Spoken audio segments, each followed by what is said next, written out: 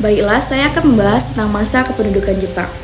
Masa pendudukan Jepang dimulai pada tanggal 1 Maret 1942 ketika Jepang berhasil mengalahkan pasukan Belanda yang saat itu ingin menguasai Indonesia. Penyerangan ini merupakan bagian dari strategi Jepang untuk memperluas kekuasaannya di Asia Tenggara selama Perang Dunia Kedua. Alasan pendudukan Jepang memiliki beberapa tujuan dalam pendudukannya di Indonesia. Yang pertama yaitu ada sumber daya alam. Indonesia kaya akan sumber daya alam seperti minyak, karet, dan rempah-rempah yang sangat dibutuhkan untuk mendukung perang Jepang pada saat itu. Juga ada strategi militer. Menguasai Indonesia memberikan keuntungan strategis bagi Jepang dalam menghadapi sekutu di Pasifik. Sistem pemerintahan pembagian wilayah, Jepang membagi Indonesia menjadi 3 wilayah administrasi, yaitu kota Jakarta atau Batavia sebagai pusat pemerintahan, lalu ada Sumatera dikelola secara terpisah, bagian timur termasuk Bali dan Nusa Tenggara, dan juga ada pemerintahan militer, pemerintahan Jepang yang bersifat militer dan otoriter. Mereka menggantikan sistem pemerintahan kolonial Belanda dengan struktur yang lebih ketat dan langsung. Para pejabat Jepang seringkali menggunakan kekerasan untuk menegakkan kekuasaan mereka. Selanjutnya ada kebijakan dan dampak ekonomi perang. Jepang menerapkan sistem ekonomi perang yang mengutamakan kebutuhan militer.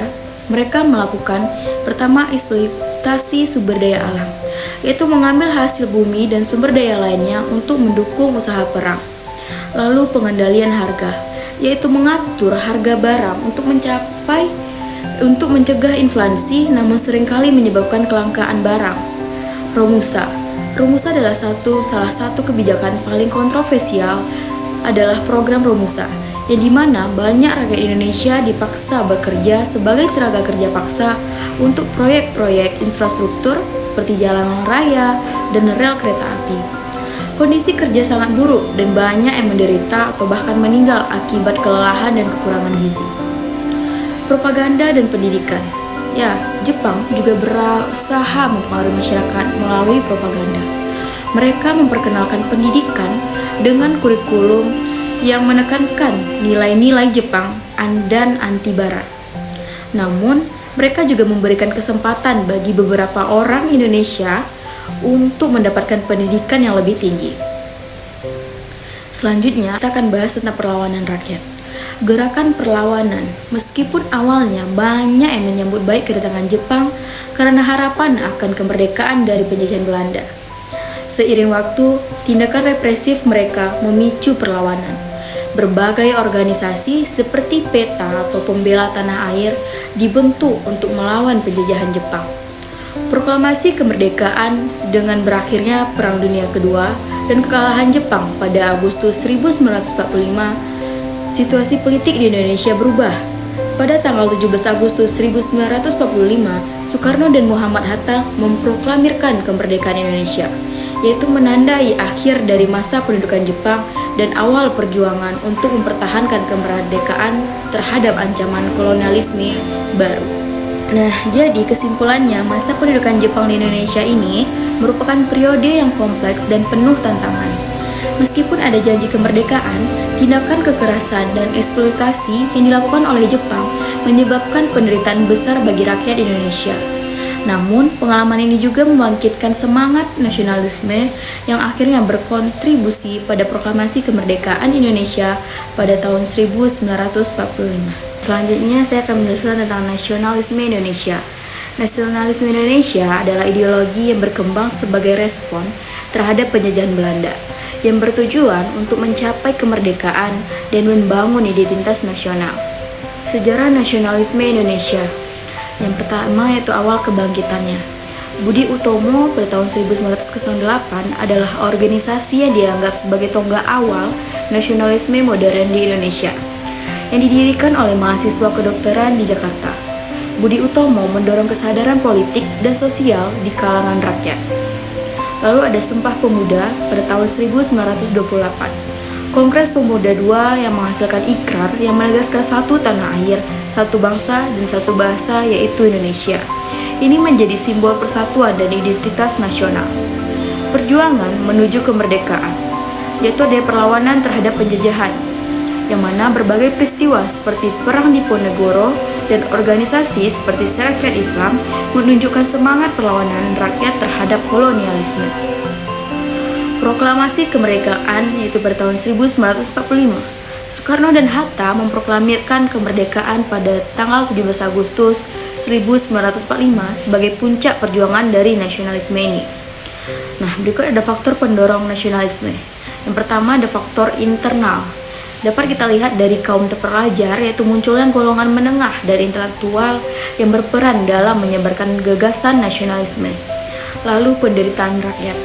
Kesengsaraan akibat penjajahan mendorong keinginan untuk merdeka. Dari faktor eksternal, yaitu dapat kita lihat pengaruh ideologi barat, yang mana ide-ide liberalisme, nasionalisme, dan komunisme dari Eropa berkontribusi pada kebangkitan semangat nasional. Selanjutnya ada bentuk nasionalisme.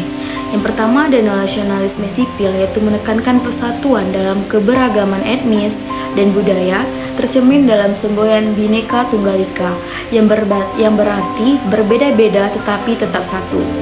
Lalu nasionalisme agama, yang mana memperkuat identitas berdasarkan agama sebagai bagian dari perjuangan kemerdekaan.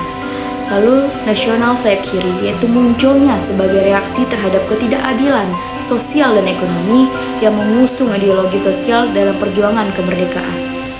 Nah, dapat kita simpulkan jadinya nasionalisme Indonesia ini merupakan hasil dari proses yang panjang yang dipicu oleh penjajahan. Dengan berbagai organisasi dan peristiwa penting, semangat nasionalisme berhasil mempersatukan rakyat untuk memperjuangkan kemerdekaan. Setelah proklamasi, nasionalisme terus berkembang dalam konteks pembangunan negara yang multi-etnis dan berdaulat. Nah, selanjutnya saya akan menjelaskan tentang masa pergerakan nasional di Indonesia yang ditandai oleh munculnya berbagai organisasi yang berjuang untuk mencapai kemerdekaan dari penjajahan Belanda. Berikut adalah beberapa organisasi penting beserta tujuan dan perannya. Yang pertama ada Budi Utomo yang didirikan pada tanggal 20 Mei 1908 yang didirikan oleh Dr. Wahidin Sudarsono dan Dr. Sutomo. Tujuannya untuk meningkatkan pendidikan dan kesejahteraan masyarakat pribumi tanpa terlibat dalam politik. Nah, perannya itu yaitu menjadikan organisasi pertama yang memperjuangkan hak pendidikan bagi rakyat dan dianggap sebagai awal kebangkitan nasional. Lalu yang kedua ada Syarikat Islam atau SI yang didirikan pada tahun 1912 yang berawal dari Serikat Dagang Islam yaitu pada tahun 1905 dan pendirinya adalah Haji Saman Hudi. Tujuannya untuk memperjuangkan hak dan kesejahteraan pedagang pribumi serta menentang penjajahan. Perannya itu sendiri yaitu menjadi salah satu organisasi terbesar dengan anggota mencapai 2 juta orang, menggerakkan massa untuk perjuangan kemerdekaan. Selanjutnya ada Indische Party yang didirikan pada tanggal 20 Mei 1912. Pendirinya adalah 3 serangkai yaitu Dr. Dosdeker, Dr. Cipto Mangunkusumo, dan Suwardi Suryaningrat. Nah, tujuannya membangkitkan semangat nasionalisme di kalangan orang Indonesia dan melawan kolonialisme. Perannya sendiri itu memperkenalkan ide-ide nasionalisme dan memperjuangkan hak-hak rakyat. Lalu ada Perhimpunan Indonesia yang didirikan pada tahun 1927. Pendirinya adalah mahasiswa Indonesia yang berada di Belanda, termasuk Muhammad Hatta. Tujuannya yaitu menyebarkan ide anti kolonial dan meningkatkan kesadaran politik di kalangan rakyat. Perannya sendiri itu mengkritik praktik kolonial dan memperjuangkan kemerdekaan melalui majalah Hindia Putra. Lalu ada Partai Nasional Indonesia atau PNI yang didirikan pada tanggal 4 Juli 1927. Pendirinya adalah Insinyur Soekarno. Tujuannya menggalang dukungan untuk kemerdekaan Indonesia melalui politik. Perannya yaitu meningkatkan kesadaran politik di kalangan rakyat dan menjadikan target penangkapan oleh pemerintahan kolonial. Lalu ada Partai Indonesia Raya atau Perindra yang didirikan pada tanggal 25 Desember pada tahun 1935. Tujuannya untuk meningkatkan pendidikan, persatuan, dan kesejahteraan rakyat. Perannya yaitu menggabungkan elemen-elemen dari Budi Utomo dan Persatuan Bangsa Indonesia untuk memperkuat gerakan nasional. Nah, lalu ada Gerakan Rakyat Indonesia atau Gerindo yang didirikan pada tanggal 24 Mei 1937. Pendirinya ada A.K. Ghani, Muhammad Yamin, dan Amir Syafaruddin. Tujuannya itu mencapai kemerdekaan dengan prinsip nasionalisme dan demokrasi. Perannya yaitu mengaitkan perjuangan dan kemerdekaan dengan gerakan anti-fasis global. Nah, kesimpulannya adalah organisasi-organisasi ini memainkan peranan krusial dalam membangun kesadaran nasional dan mobilisasi rakyat untuk melawan penjajahan Belanda. Melalui berbagai pendekatan dari pendidikan hingga politik, mereka berhasil menciptakan fondasi bagi perjuangan menuju kemerdekaan Indonesia, yang akhirnya terwujud pada tahun 1945. Nah, selanjutnya saya juga akan membahas tentang politik etis. Politik etis atau politik balas budi adalah kebijakan yang dikeluarkan oleh pemerintahan kolonial Belanda pada tanggal 17 September 1901 sebagai respon terhadap penderitaan rakyat Indonesia akibat sistem tanam paksa atau Kulturstelsel yang diterapkan sejak tahun 1830. Kebijakan ini diperkasai oleh tokoh-tokoh seperti C.T. van Deventer dan Peter Broshoff yang menganggap Belanda memiliki tanggung jawab moral untuk meningkatkan kesejahteraan rakyat.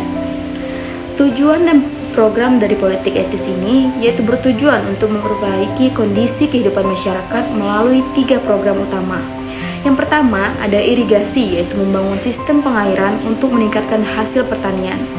Yang kedua ada edukasi, yang mana memberikan pendidikan kepada rakyat Indonesia untuk meningkatkan pengetahuan dan juga keterampilan. Nah, yang ketiga ada emigrasi, yaitu memindahkan penduduk untuk meratakan kepadatan dan mendukung pembangunan wilayah. Dampak dari politik etis ini, meskipun bertujuan baik, pelaksanaan politik etis seringkali tidak sesuai dengan harapan, yaitu banyak program yang tidak diimplementasikan secara efektif dan eksploitasi tetap terjadi. Namun, kebijakan ini juga berkontribusi pada kebangkitan nasionalisme dengan melahirkan organisasi-organisasi seperti Budi Utomo dan Sarekat Islam yang kemudian menjadi cikal bakal perjuangan kemerdekaan Indonesia. Baiklah, sekian penjelasan yang dapat saya sampaikan.